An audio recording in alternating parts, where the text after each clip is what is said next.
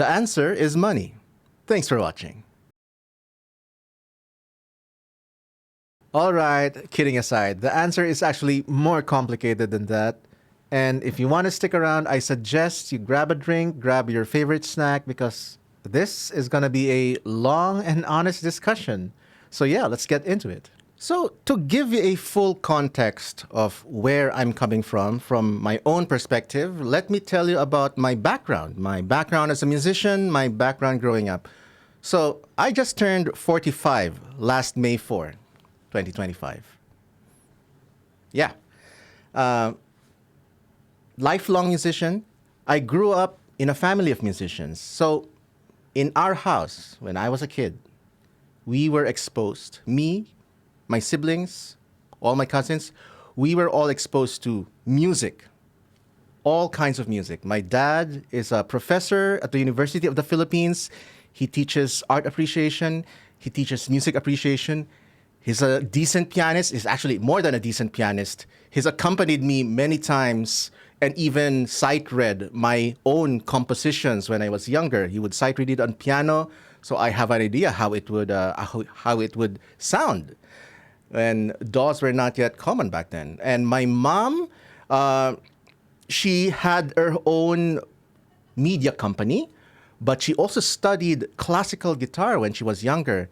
And between my parents, my uncles, I have an uncle who's a judge at the Philippine government, but he's also an opera singer and a composer. My grandfather, he's the most famous of the family, Felipe Padilla de Leon. Look him up. He's a national artist of the Philippines. Some of his songs, especially his Christmas songs, have become part of the Filipino folk song zeitgeist. They sing it every Christmas. Some of his works are still performed today on stage.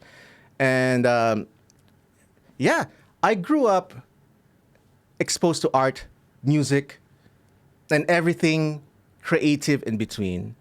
So that was the norm for me. Growing up in a musical family, every cousin, every sibling has some musical skill. All of us were required. By my grandmother, who is a concert pianist, we were all kind of required, or it was expected of us to have piano lessons. So I had my own piano lessons when I was 5. When I was 8, I started studying violin, later on classical guitar, and I continued my violin lessons even until college, but more than that later. And the thing about growing up in a highly musical family, I think most of Asian families, or I think it's a norm in humanity, that when somebody is growing up showing some promise of their talent or their intelligence, they're expected to go into successful fields. Maybe the common ones are, go be a doctor, or in the Philippines, go be a nurse, go be an engineer. But it's usually never, be a composer. But it's the total opposite in our family.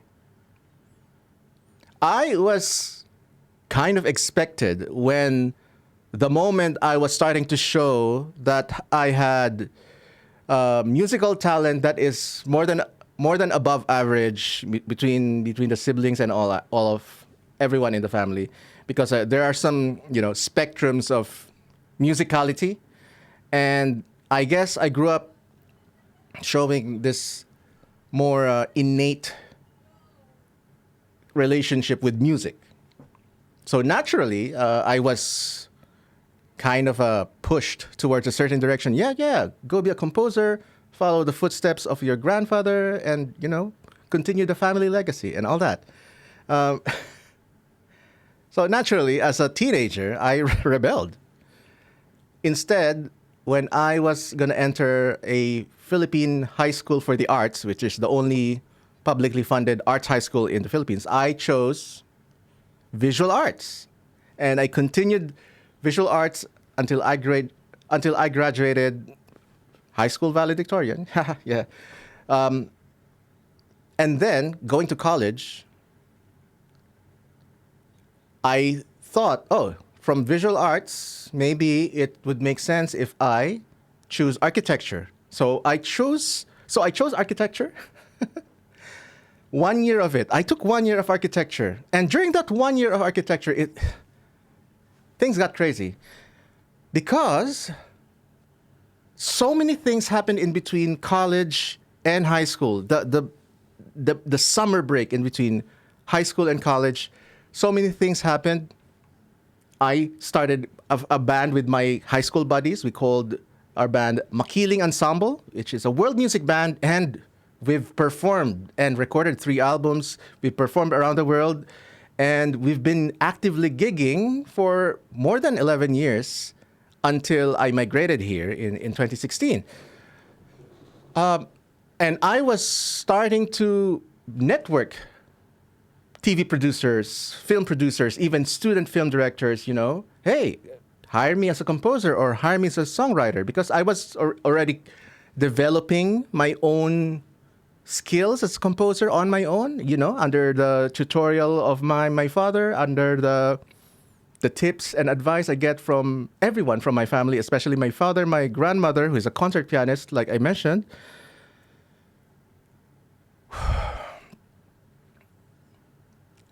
And I was doing all that while trying to study this architecture in 1 year. I was doing songwriting gigs. I was doing film scoring gigs, TV scoring gigs, even accepting, projects such as student films. Yeah, you want a composer? I was just accepting every little thing that involves music. And my band, because, we were young and young college students, freshmen, we wanted our band to be famous. That's pretty much, high school dreams. And we were networking as well. So I was networking for my own as a composer, and our band, we're, trying to get into the scene, the band scene, and which we eventually did.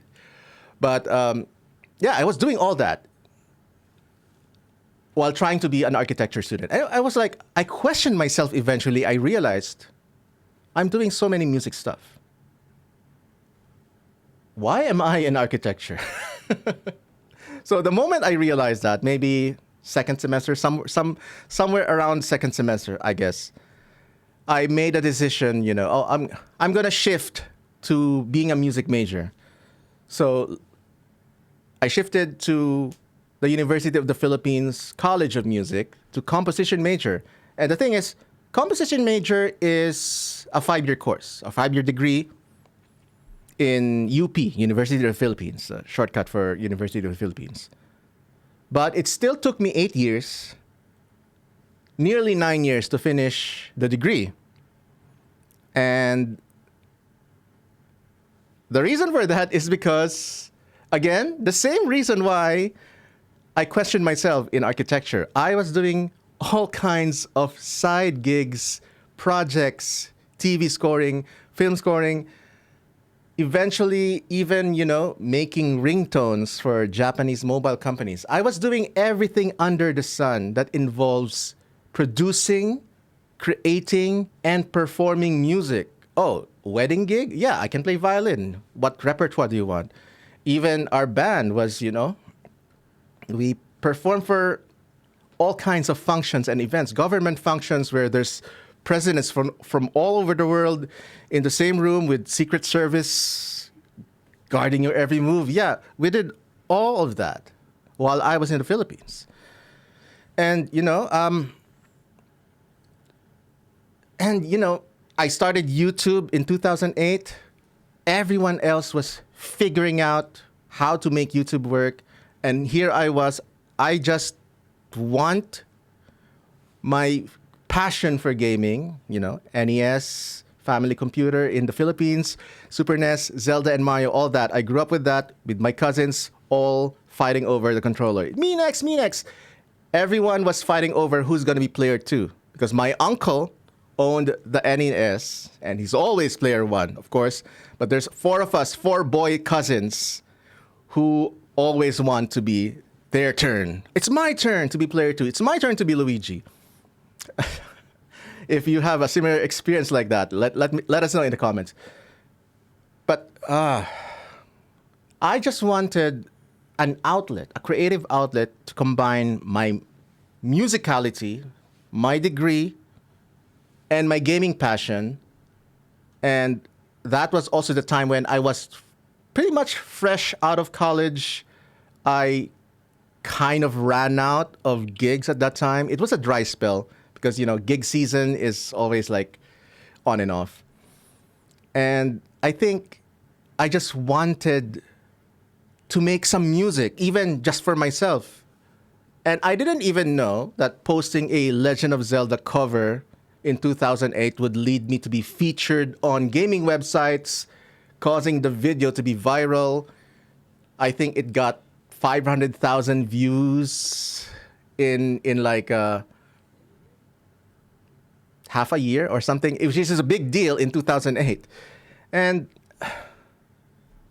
yeah, it's been a crazy time during that time. So I was like, oh, maybe there's something to do with YouTube. Maybe this has potential. Maybe it can lead to something. Maybe I can grow a different aspect of my career. Because that was also the time when I was already getting hired by more known TV productions and film productions companies and directors in the Philippines. So I was already growing my own film composer career. And my band, at the time, we already recorded our third album, and we're still getting invited to perform on gigs all around the world. And, there are so many paths that I could have chosen as a musician. We, as a band, could have chosen to stay as a band forever. But, it was not realistic because eventually each member had grown into having their own personal ambitions. And so one became a teacher, and one became an art teacher, a music teacher, and one is a successful stage production designer. And unfortunately, very, very much unfortunately, which still saddens me today, one of our band members, our guitar player, lost his life due to a bus accident, which pretty much dampened any more ambitions to continue the band as it was. We tried to salvage the band by hiring other friends to fill in, but it was never the same. And I think I can't speak for my other bandmates. We're still all friends today, but for me, I felt like your arm was chopped off or your leg was chopped off. Something integral as part of the whole band was taken from us at a very young age. So another path that I could have taken is, and I was already on the way there, is just to focus on my own solo film career in the Philippines. And it was good. My daughter was already born at that time. She was nearing high school age. And I was getting all offers left and right. I was asked to compose music for the Philippine version, the local Philippine version of the Survivor franchise. So it's called Survivor Philippines, which is still different from the Survivor Philippines, which from the main series, but it was still under the same franchise and the same brand. But yeah, that was probably my biggest break. And I could have continued that, but instead, like in a previous video, I said that I abandoned all that because I felt like there was something to build up in the live scene of video game music. And I suggest you watch that video because it pretty much talks into detail about the video game music scene. And the video game live music scene here in Maryland, in Baltimore, and the rest of the United States, mostly in conventions. And that is why I migrated to America in 2016, because that was the direction that I felt like what made sense for me. And it still does. My channel is full of video game music stuff. It's, quite evolved over time. But yeah. All this to tell you, the point of this, I'm telling you my entire musical history, is to tell you that music will always be and has always been what I do best. This is what I'm good at. Being a musician, talking about music, creating music, performing music, producing music, teaching about music sometimes. I'm not really teacher material. I tried, couldn't last long, but my dad is the real teacher in the family. He's teaching all his life. But yeah, music is what I'm good at. It will always be what I'm good at. And I'm still, honing my skills in discovering new stuff about myself and about music. Always learning in terms of the music production side, the composition side. And, it will always be reflected in my decisions. Music this, music that. I live and breathe music. I'm a musician. This is who I am. Now I want to go into what I would call the golden age of video game music covers. There was, I believe, around 2008, maybe 2010, around 2010 to 2018. I think that is the golden age of video game music cover channels on YouTube. Video game music cover channels were thriving, especially during the Undertale era. I know personally so many music YouTubers who focus on video game music covers who had their channels skyrocket past 100,000 subscribers and more when Undertale was released. Everyone started riding the Undertale hype, doing Undertale covers. You're going to hear 500 Megalovanias from all instruments. It was a crazy time, and everyone was thriving,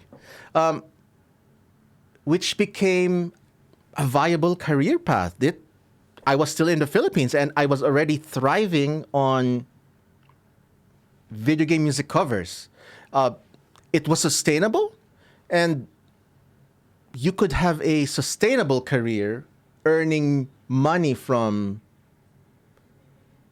song download, like MP3 downloads from iTunes at that time, because I think internet was not yet normally fast enough to sustain streaming services like Spotify.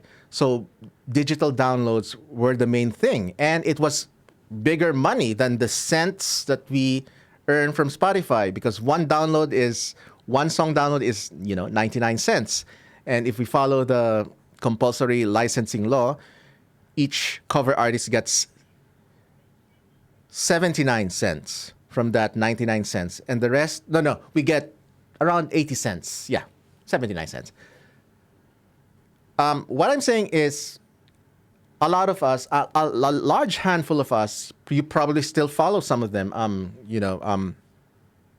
To name drop a few, maybe Family Jewels, Terra C Music, Insane in the Rain Music, Mikla Chu, all my friends, Ropa Nuganti. Yeah, go check them all out. Yeah, they're all amazing.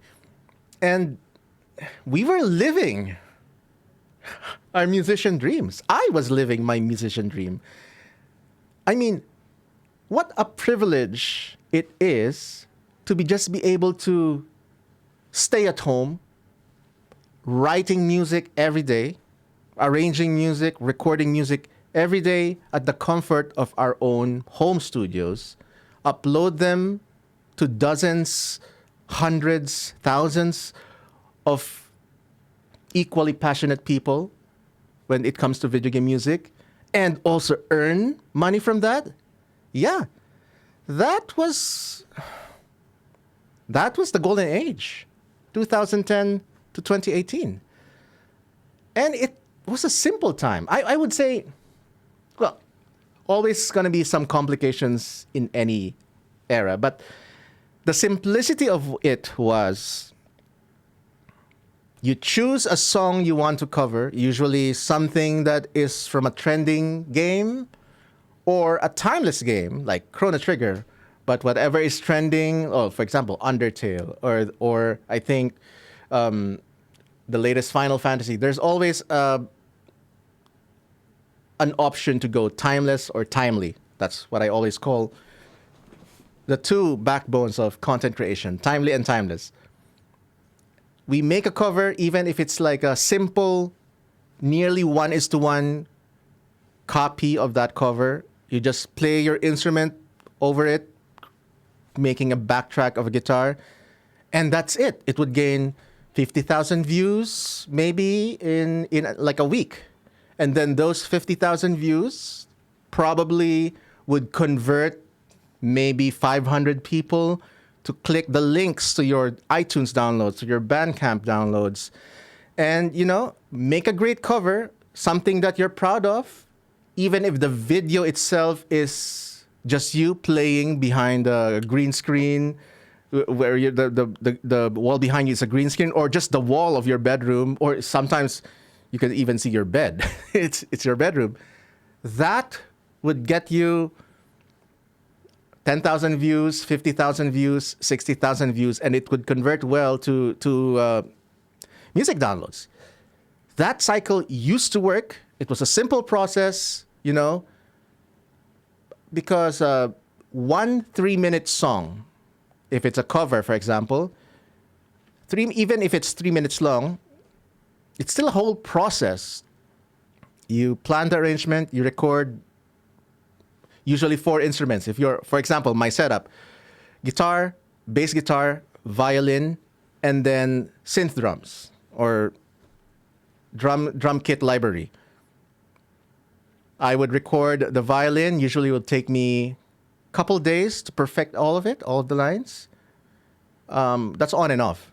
And then guitar part, maybe 3 hours. The bass guitar part, maybe 2 hours. And then I would program the drums, probably another 2 to 3 hours, if you want to say, especially if you want to make it sound human, even if it's MIDI. And then it's not done. You're way, way, way far from done. Then you mix it, make sure the balancing is correct, and that's gonna usually last another 3 to 4 hours, 5 to 8 hours, on and off. If you're a perfectionist, sometimes I can be, not all the time. And then you film the video, you play along to your own recording, you play along on camera, we mime it, but you just make sure that it's sellable, it's realistic enough or in sync enough that it's believable that you're still actually playing on camera, even if it's not. You can't have like dirty audio. Filming, 2 to 3 hours, maybe, if you're fast enough. If the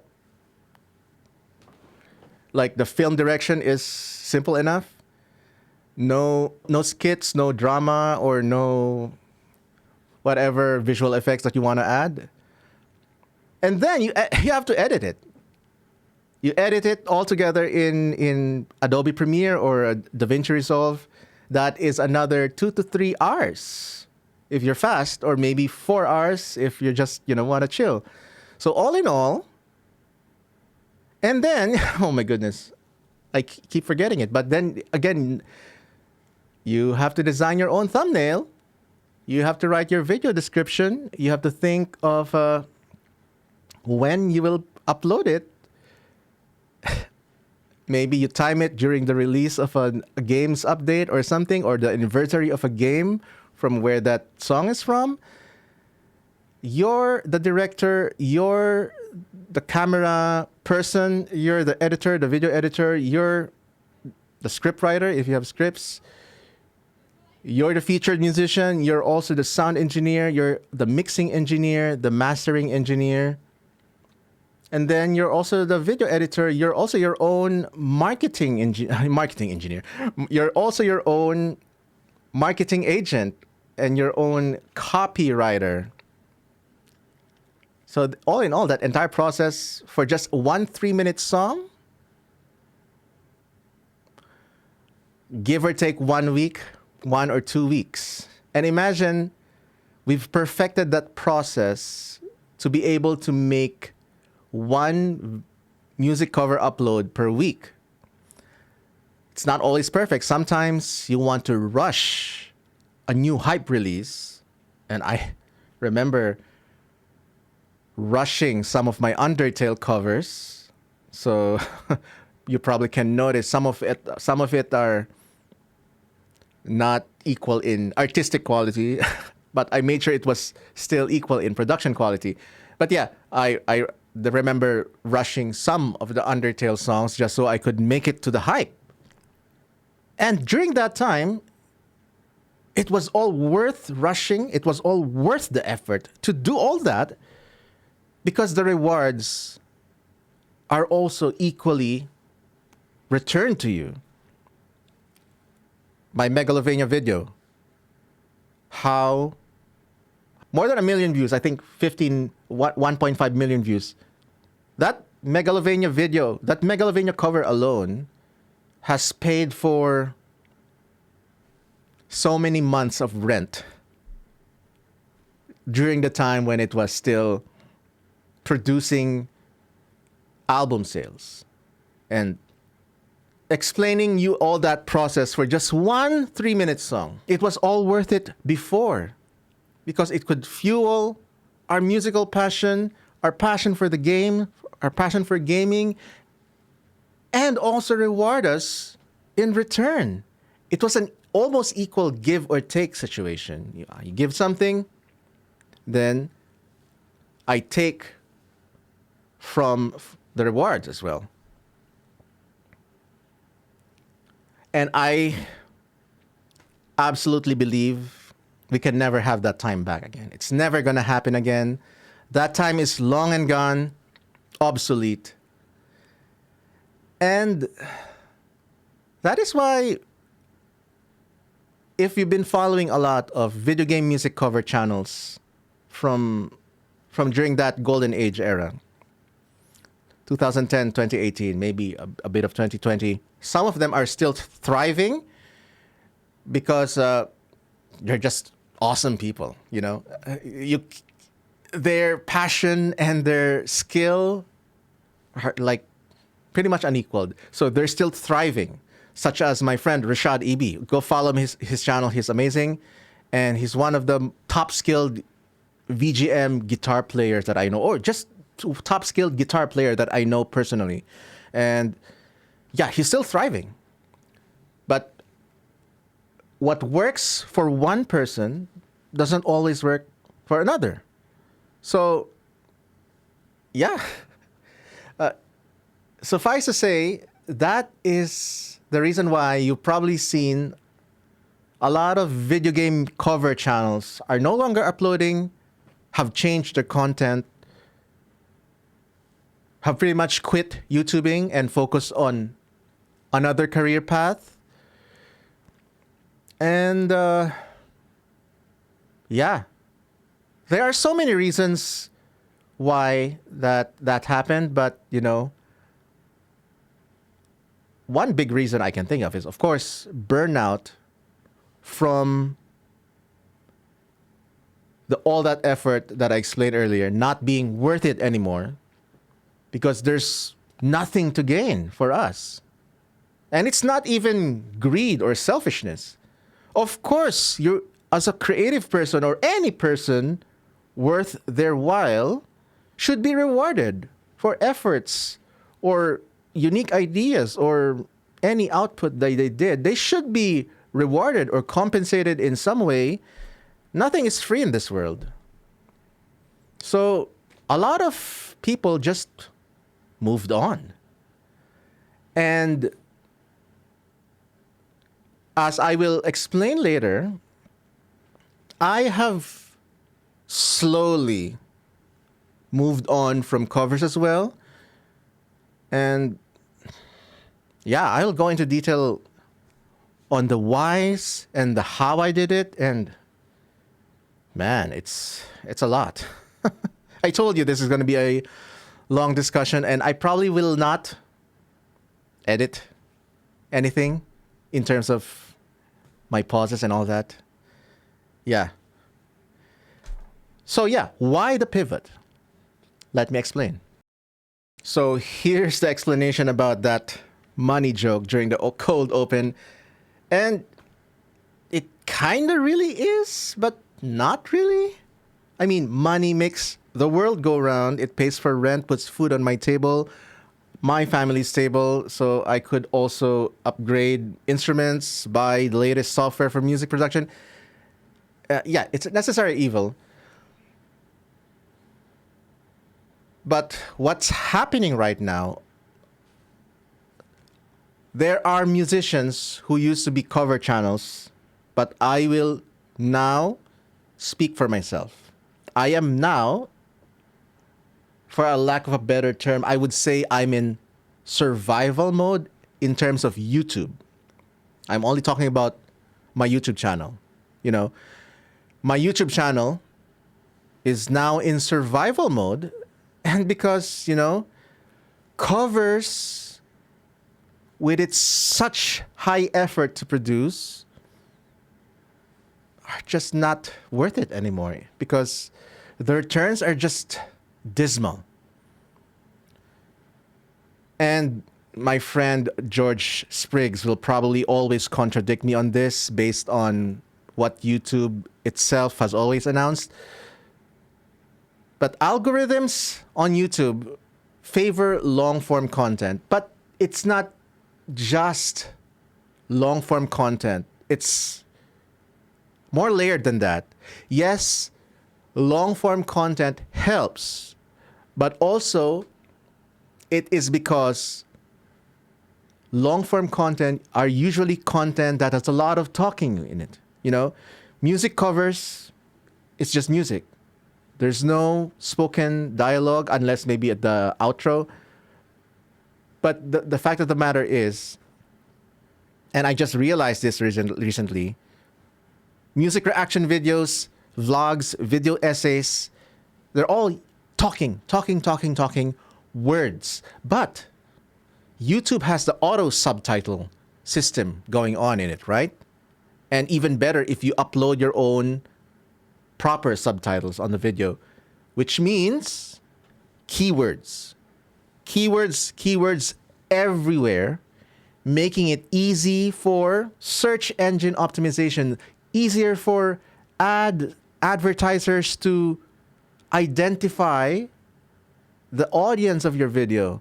So it's become more and more favorable for longer videos that has a lot of talking, especially if it's like a niche topic or a niche topic that is favorable for advertisers, because keywords. Music videos, no keywords at all. Nothing to identify immediately or very obviously about ads. And this is just,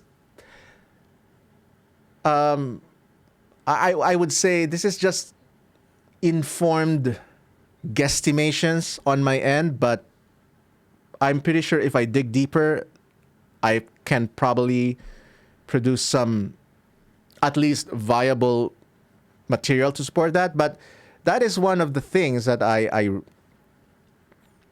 would say is one of the reasons why long form content is being more favored. It's not simply because it's a longer form of video, but it's because of all the words, all the talking that is in that long form video. So even if you make the video longer and longer and has a very focused topic with lots of talking, it's even better because, you know, more keywords, more trackers for advertisers and all that. Yeah.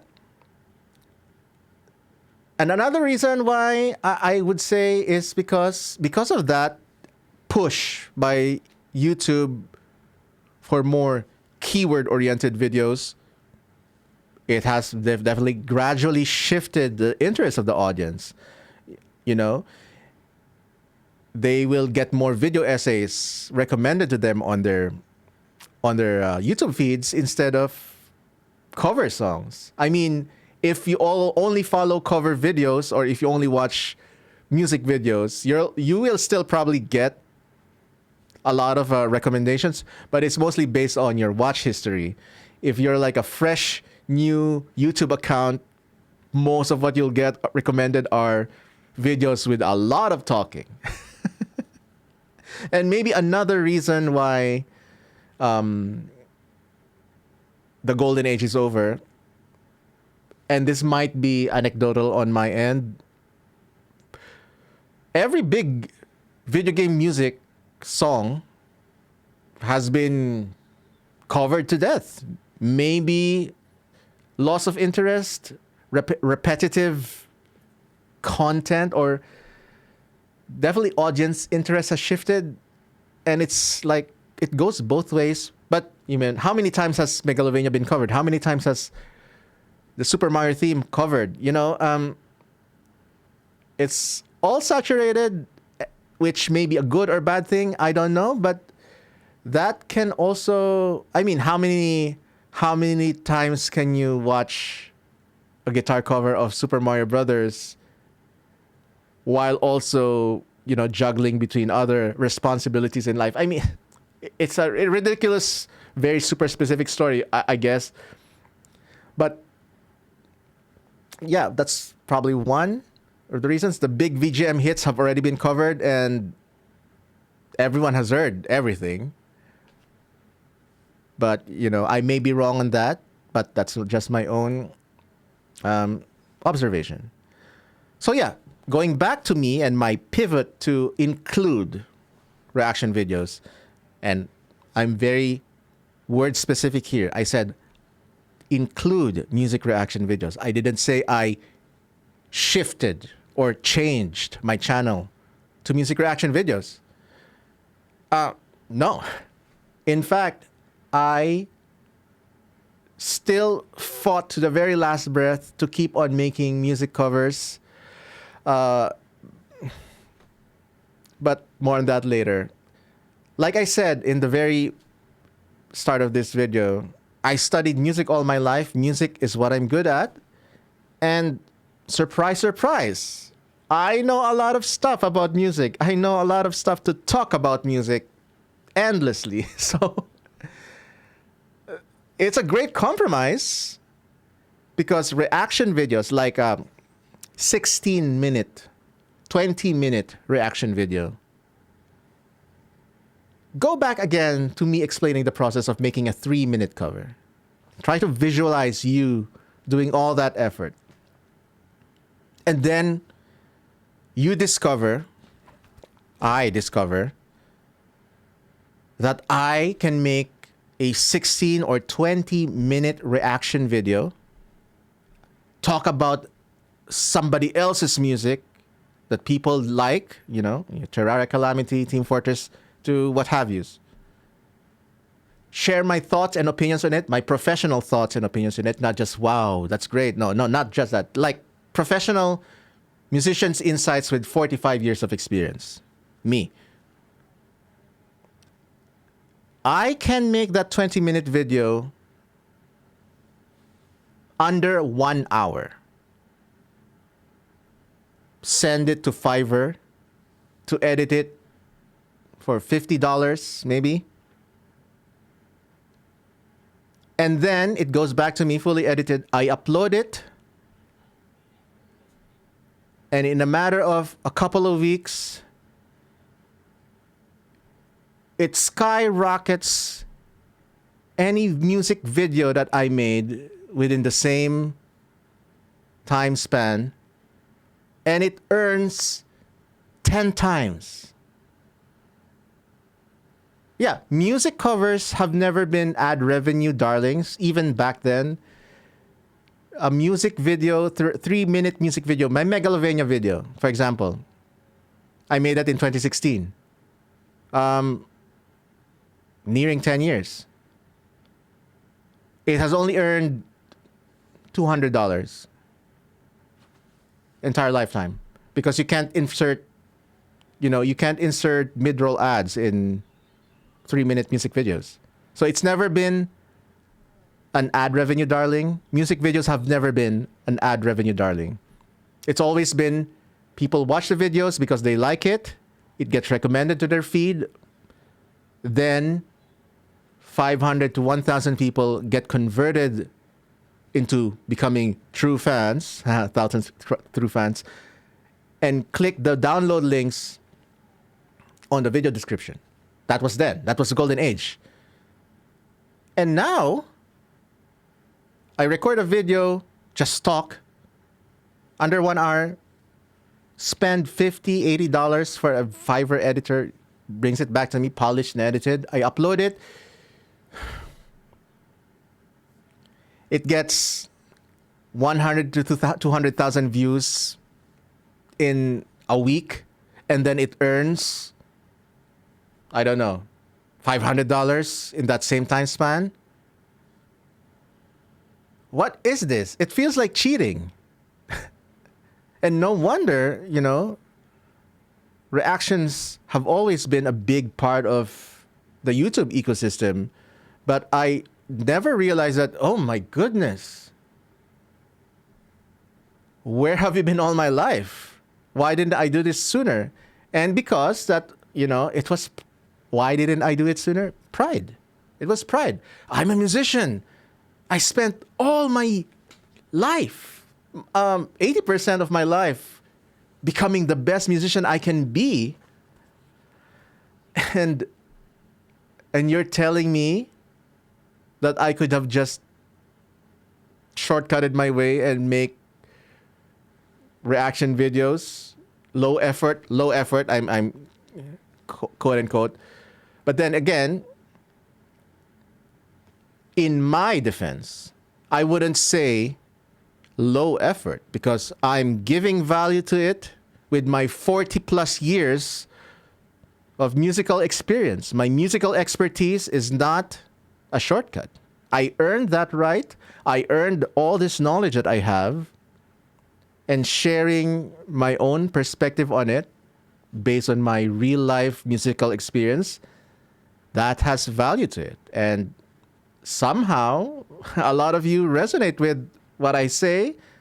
I also recognize that a lot of you just click because you like the music, you like the game, and not for me, not for the creator. And that's also fine. That's part of the game. But yeah, so that's the sad discovery. And so what's happening now is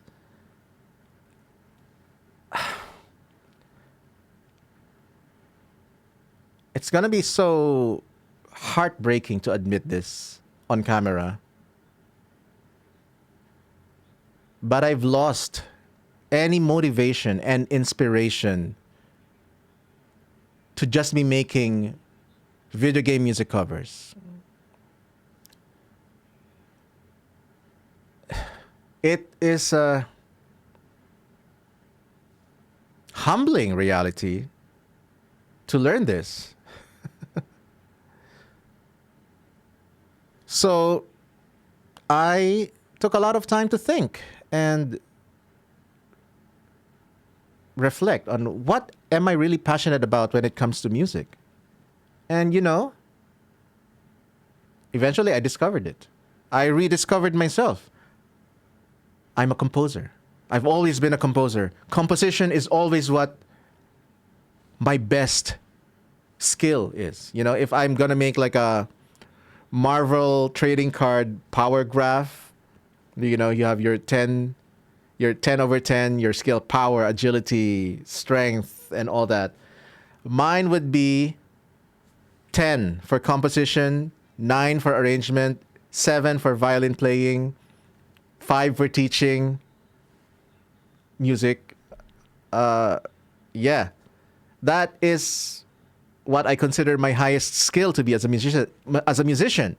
Composition. I mean, that's why I won all these awards in the Philippine film industry, and I use that clout in my Philippine film industry career to apply for my own self-petition to move to America, to migrate to America using the extraordinary ability visa, which is the same kind of visa that they offer to Olympic gold medalists or Nobel Prize winners or internationally or nationally acclaimed musicians such as John Lennon. That is the same kind of a visa he used to migrate to America. And that's the same kind of visa that I used. But it was, it was all earned through my clout on Philippine film industry and also the community I built for us here on my YouTube channel and all my successes attached to it. So all that is not a shortcut. It never is. So I shifted my thinking. Okay, I'll play the music reaction game. I'll upload videos that you request. And since it's an easier form of ad revenue, not really easier, but, compared to the covers, it's such a simpler process. And I'll use that to fund my own composition projects, which is what I'm doing now. I think some of you have heard already. I'm working on my own debut album of fantasy metal violin music, 15 songs. I already finished 3, and that's gonna be my big project that I'm working for myself, and I will talk about that more when it's ready, but it's a huge one.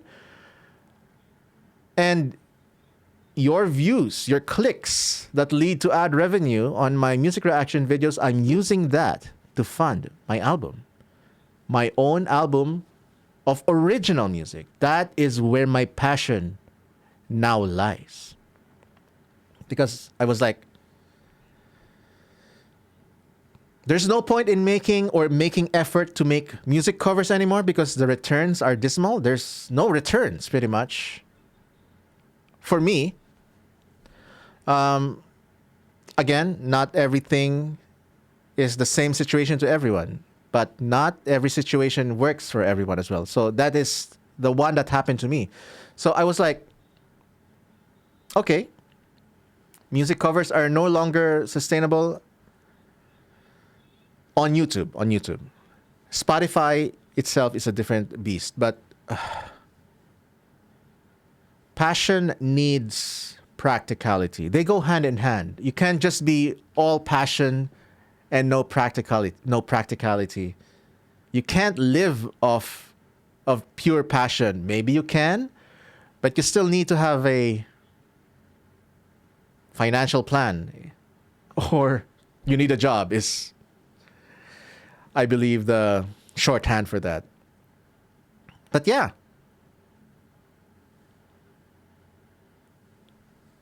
that is what happened. That is why I'm not making or not inclined to make covers anymore. Will I actually stop for good on making covers?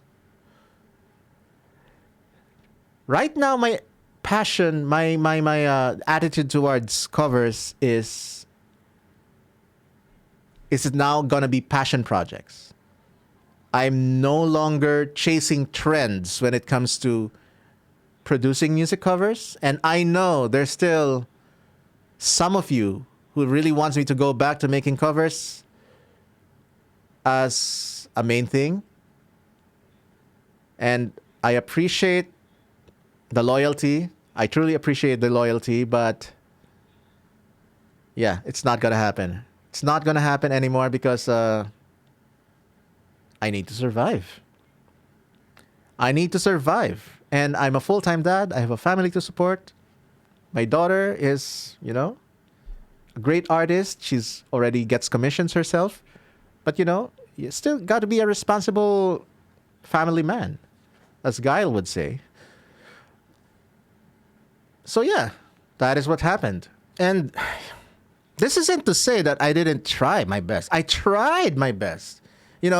My first music reaction video was uploaded in 2022. That is probably the most dead my channel, my YouTube channel has been after the 2018 era of 2010 to 2018 era of the golden era of music covers, video game music covers, was all downhill from there. You mean if you look at my video catalog in my videos tab, you will see that I uploaded a ton of covers then, and some of it did well. There's always going to be exceptions to the rule, but the general decline, you can see the general decline in viewership, and it's not just me. Go take a look in some of your favorite music YouTubers who started around the same time as I did, 2008, 2010. Some of them are still active. Yeah, Smooth McGroove, always gonna be his genre on his own, but not everyone is Smooth McGroove.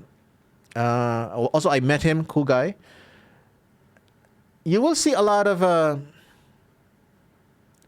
viewership decline in channels that produce only pure music covers.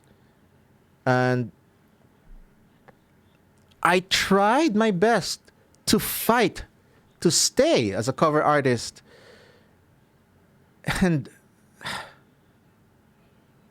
I was really very, very sad because I made such high effort that I am proud of.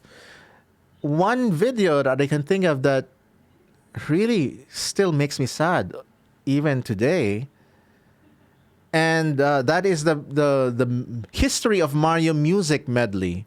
It's a 13-minute medley that I played to the video length thing, because on YouTube, to have mid-roll ads, it needs to be minimum for 8 minutes. Used to be 10, now it's 8 minutes. And, I was super proud of that. It was the return of the Mini Mario Orchestra, which is a staple format I used to have in my YouTube channel. Damn, I was so proud of that. I spent so much time, so much hours, the costumes and the arrangement, and even trying to record acoustic violin with a very noisy neighbor in a studio apartment. So much time and effort was spent doing that video, and how much views did it only have? History of Mario music medley. 27,000 views in a span of 4 years. That is dismal. That length, iconic franchise, iconic themes, all in one, visually appealing medley. In the golden days, that would probably have surpassed, I don't know, 200,000, 300,000 views, being conservative here. And it would probably have, I don't know, close to 1 million or more than 1 million views now, if I did that earlier. And there are so many other similar stories like that in my channel, where I made a series of covers trying to maintain being a music cover artist. And a lot of these are productions that I'm proud of. Oh my goodness, my cinematography has improved so much, my arrangement and my music production skills. And these are songs that a lot of people have requested. So it's not just me trying to, put something in the void. It is actually songs that people wanted me to cover. So there's already, an expected audience. But long story short, I tried my best. I tried to fight for the string player gamer of old to still be a musical artist, because I'm a musician. I never wanted to be a teacher. I never wanted to be a lecturer, because music reaction videos are kind of lectures. But I don't mind, because I still enjoy talking about music. But what I really wanted to be more is a performer, and I wanted my YouTube channel to reflect that. Don't get me wrong, I still perform occasionally, and I'm still pretty much a musician, and I create almost every day. But what you see on YouTube does not reflect real life. But in terms of content, yeah, it just saddens me to think about all these last ditch efforts I tried. And that is pretty much the tragedy of my channel when I was still fighting my way to still become a music cover channel. And like I said, music covers are not really completely gone from the menu. It's just that I will now be super picky. I know a lot of you have asked me to make covers of Deltarune chapters 3 and 4. But to tell you the truth, I'm not really feeling it. I mean, the music is great. You've seen my reaction to it, my initial reaction. Toby Fox, always going to be a genius. But in terms of making the effort to make covers, and I know it will probably be doing significantly well, but if you take a look at my Pizza Tower videos, I think the Pizza Tower era of my channel is the most effort I tried, the last ditch effort I tried to stay making covers. But the results are like staggeringly different. So I made an experiment. I think I did it with Unexpectancy and the Tears of the Kingdom trailer theme. So I made an experiment in my YouTube channel. I will feature the same song. Same song. Unexpectancy in a music reaction video and music reaction and analysis video. And Unexpectancy as a 9-minute straight up violin cover. And also the same thing on the Tears of the Kingdom trailer theme, a reaction to the trailer, and a music cover of the trailer theme. And let me tell you the actual numbers. The Zelda Tears of the Kingdom theme, 2-minute cover, took me a couple weeks to produce. It's now sitting at 43,000 views. I'm proud of that cover. I'm proud of that camera work, especially I got, learn how to use a mirrorless camera. However, the Zelda Tears of the Kingdom theme music reaction video is now at 123,000 views. Took me less than 20 minutes to film that video. Now, the Unexpectancy theme, 9-minute video, because the song is 9 minutes long. Unexpectancy is a 9-minute song. So, 2 to 3 weeks to produce that 9-minute cover. Another week or so to film and edit the video. So nearly a month to make that 9-minute cover. It's sitting at 132,000 views. Not bad, right? But then I have a 20-minute music reaction video to the track Unexpectancy from Pizza Tower. 20-minute video filmed in less than 30 minutes, 634,000 views. Which is, heart-shattering facts to face. And it definitely deflated my motivation bit by bit when it comes to producing music covers. And it's like all my efforts only to be subjugated by a, again, quote unquote, low effort production. I'm not saying that, I'm only saying low effort in comparison to the length of the process. But again, I don't consider my music reaction videos as low effort content because, 45 years of musical experience and insights to share, that is not low effort. So I am proud of my accomplishments. So I will not look down on my achievements as a musician. No, never.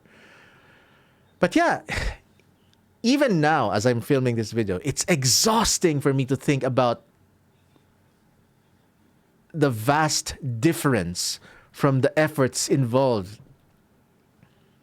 It's burnout inducing. And now there's this trend I've been seeing with people who decided to mostly stay in making covers. Now they've had to escalate every next video. 10 instruments. Oh, next video will be 50 instruments. The next instrument, the next video, 100 instruments. And there's this ridiculous amount of escalation expected. And I'm not saying, that idea is a bad thing. What I'm saying is the expectation of always escalating your video into a burnout-inducing treadmill. That's exhausting. And I think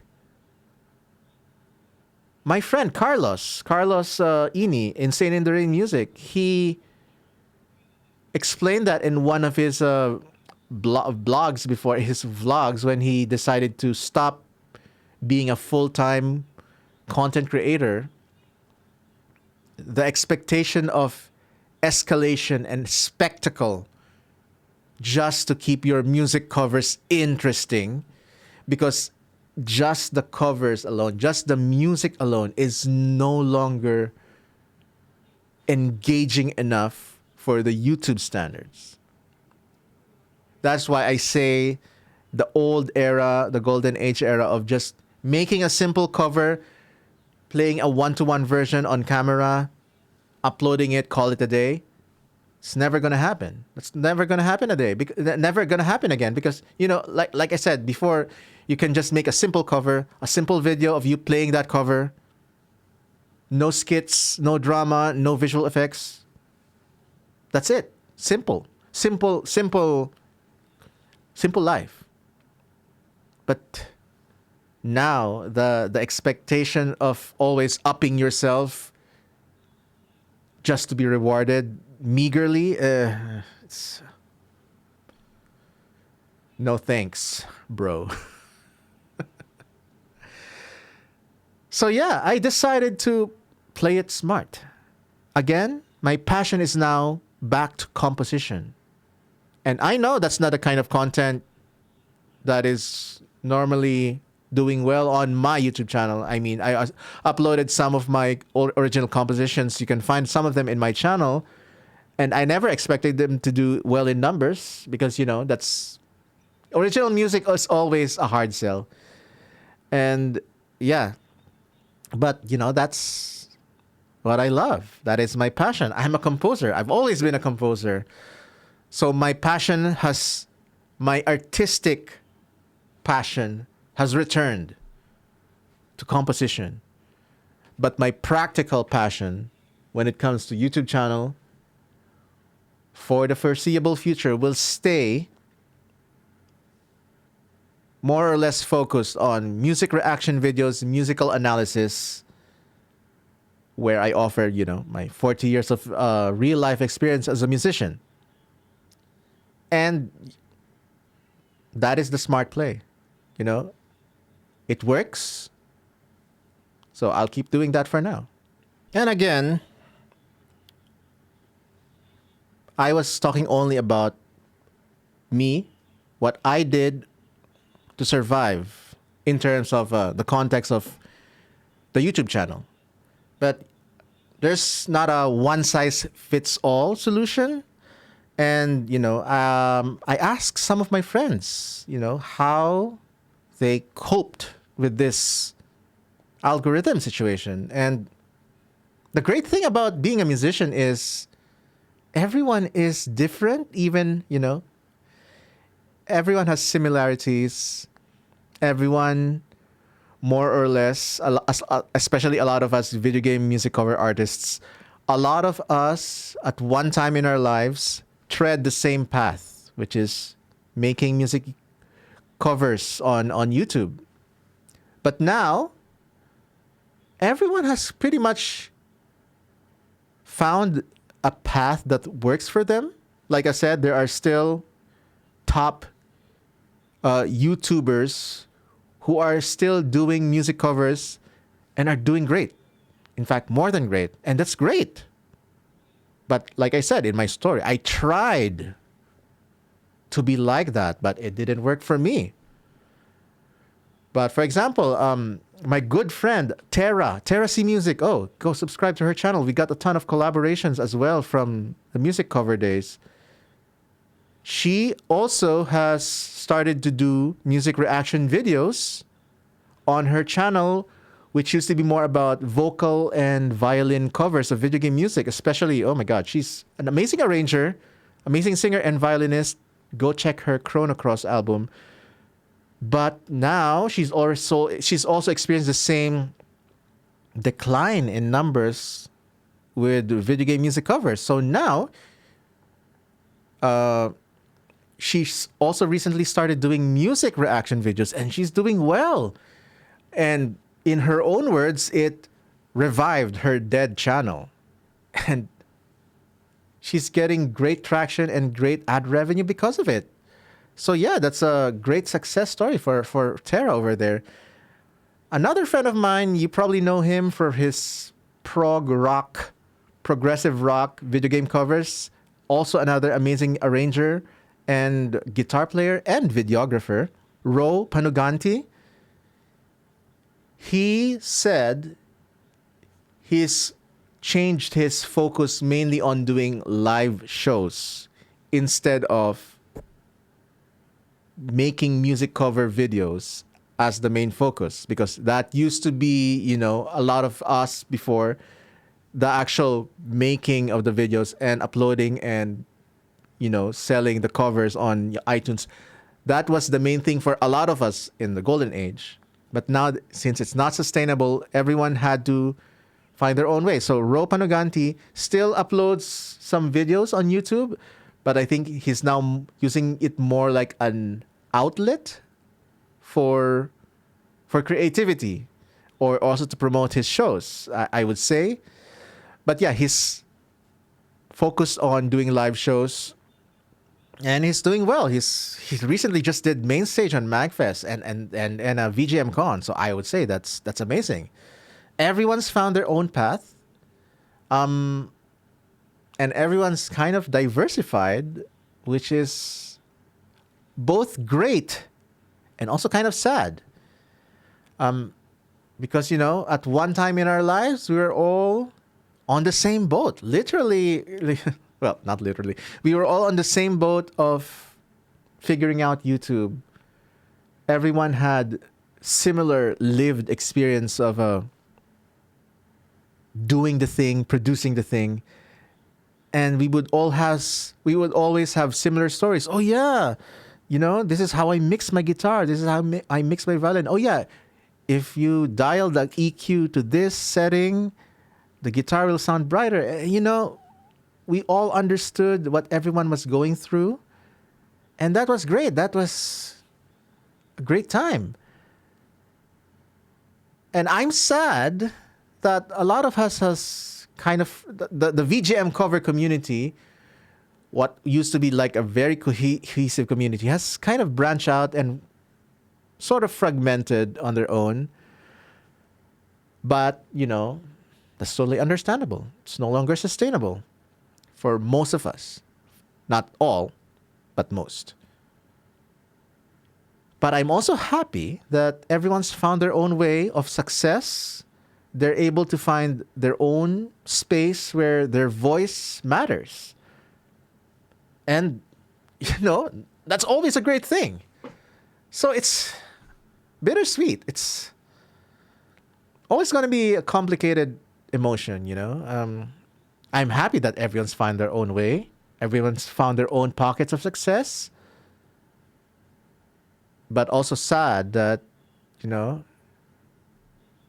now our stories are all different, and when we see each other in video game conventions like MagFest, probably we won't be as relatable to each other anymore because everyone's, branch on their own. But that's just how life is. So it can't be avoided. So I'm both happy and sad for this situation. I can't really avoid how I feel, but that's how I feel. But yeah, who else that I saw start to do music covers, from music covers to reactions? Oh yeah, Patty, my friend Patty Radisil, who makes violin covers, great violinist. There's too many to name, and you probably know a bit more, or probably remember more names than I can, because I'm kind of blanking right now. But yeah, that's pretty much the situation. Am I still a musician? Absolutely. Like I said, I'm still actively composing fantasy metal album in production, and I'm still actively creating video game music box albums, but that's mostly almost exclusively for music streaming platforms like Spotify, and not really for music videos and all that. But I also don't mind compromising to music reactions because again, it keeps the channel visible, and it keeps me connected to you. We can continue seeing each other, digitally, virtually. I can continue to become relevant in the YouTube feed, the YouTube algorithm. And when it comes time to talk about my fantasy metal album, which I'm really proud of, those of you who are interested can still find out through the more trendy reaction video format. But yeah, this is not to say that reaction videos are all that I do in real life. I think this is always a thing that fascinates me on YouTube. People always assume that what they see of you on YouTube, they assume that's your real life. No, I do a lot more than just YouTube stuff. I spend a lot of time with my daughter. We play games together. I play a lot of other games on my own. And then I create a lot of music. I think if you missed the announcement, I was recently just hired as a composer for a literal Hollywood TV show. I'm composing stuff for my own. I'm composing stuff sometimes for clients. I'm constantly honing my music production skills, learning new music mixing and music mastering and, violin performance techniques. I also sometimes stream on Twitch. I attend, events in my town here in Baltimore, and yeah, life is happening, and I'm just pretty much touching grass. Oh, and if you missed the announcement, I also just recently started a gaming channel to have another creative outlet to talk about my favorite Genshin Impact, Lionmight Gaming, if you want to check it out. So yeah, there's a lot of stuff happening in off camera that you're never gonna see because, frankly, it's none of your business. Is what I'm saying. But yeah. So what I'm saying is, don't go assuming that just you saw somebody for 10 minutes on a YouTube video that you already know how their life works. No, absolutely not. And I think an interesting question is, I would probably ask this to Tara as well when we see each other in Game SoundCon, but do we even like doing this? Do I even like doing the music reaction videos? I think, yeah, I would say yes. Because it's an interesting question that was challenged to me or asked to me by another friend of mine. You know him. If you watch reaction videos on YouTube, especially music, you know him. My friend Alex Mukala. Yeah, he's pretty much one of the people who spearheaded music reactions, the high quality kind of music reactions, the high quality analytical kind of music reactions on YouTube. My friend Alex Mukala, and he did a small cameo in my cover of what is that fighting game made by Nintendo. ARMS. Yeah, I have an ARMS Steam cover, and Alex is one of the people doing the chorus. Yeah, funny. That's how we met. But yeah, we were both in the same VGM cover community, and I'm, he's one of my inspirations for doing the music reaction kind of format. And yeah, and I think there was a thread between friends talking about this, between VGM cover friends. And Alex said, "Do you even like doing this, the music reaction?" And that kind of made me, think and reflect. Do I like it? And my answer is yes, I like it because it still covers the basis of my passions: video games, music. Video games and music. I mean, it's just kind of a different format where I mostly talk about the music and while listening to it, but giving you, again, my expertise of 40 years as a musician, as a composer. And I think that in itself is a good compromise in it on its own.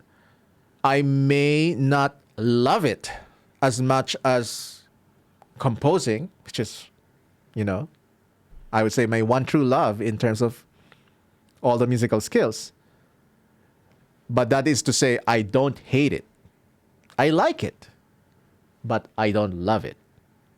But I don't mind doing it and keeping doing it because of its practical reason, but also covers the satisfaction to share about music. It's a complicated answer, right? But long story short, I like doing it. I like doing music reactions. I just like to geek out about the things that I love, which is video games and music. So, and yeah, that's pretty much the life of a working artist in 2025, i.e. me. And I've seen this name call or this criticism from others who are probably unsuccessful people themselves. Non-successful people usually have it easier to tear somebody down. But the term musicians are being sellouts. The term sellout. They're using the term sellout. Musicians are, YouTube musicians have become sellouts for doing music reaction videos.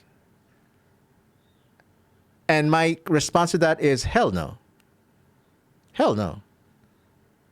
Musicians, especially a lot of the professional musicians who've trained years and years and decades to hone their craft, they all deserve to be paid. They all deserve to be paid. You watch their video, they share their expertise, they share their knowledge, their years of lived experience as a musician, and they share that for you in a video. That's value right there. Artists deserve their success. Musicians deserve to be paid.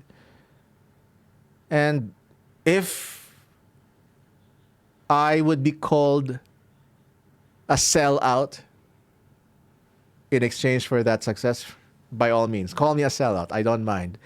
It's not even a derogatory term now. Yeah. What I'm saying is, I guess my final message, talking to musicians, fellow musicians, do what works for you.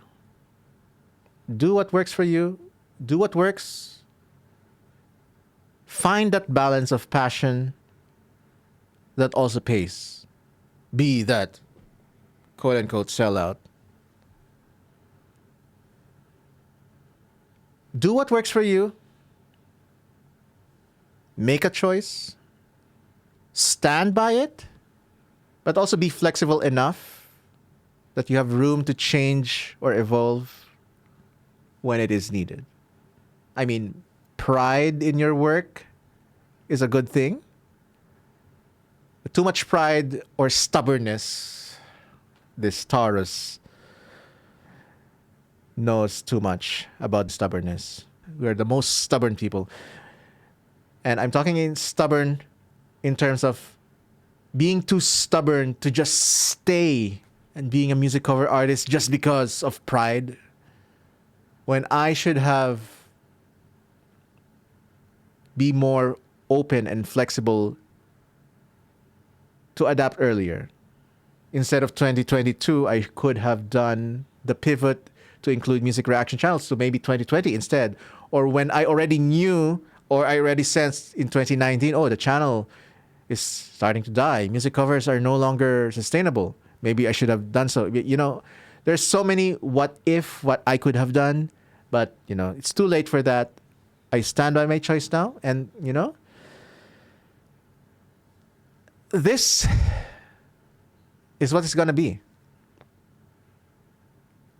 And if you've been watching until this part, wow, thank you. Thank you for watching my rant and my inner thoughts, inner unedited thoughts. Yeah, and what I'm saying is, if you don't vibe with that direction of the channel anymore, you know, just unsubscribe. Click the 3 dots and put don't recommend channel. That actually helps me, you know. It weeds out the non-wanters. For those people who click the video, watch for 1 second, click away. That's actually bad for the algorithm. So if you don't like this new type of content that I'm focusing on, which is the music analysis, music reaction, it's actually better for me if you block the channel from your views, from your feed. Don't click my videos. Because if you click my video, if you click any video and watch 2 seconds, you're signaling the algorithm, oh yeah, the algorithm is being signaled, oh, this person did not watch the entire 10-minute video, or maybe just 2 seconds of it. Maybe the video is bad. Yeah, something like that. But that's the long and short of it. So yeah, if you don't like it, just watch other people. Watch other content. Do what you like. Do what works for you. But if you've stuck around since forever, and I know a lot of you stuck around even through the channel pivot, I appreciate it. Thank you. Yeah, I appreciate it. You're total champs. Whew. That's so much stuff to unpack, so much stuff I've said, and what else can I say? Thank you for watching, and I'll see you in the next video. Bye.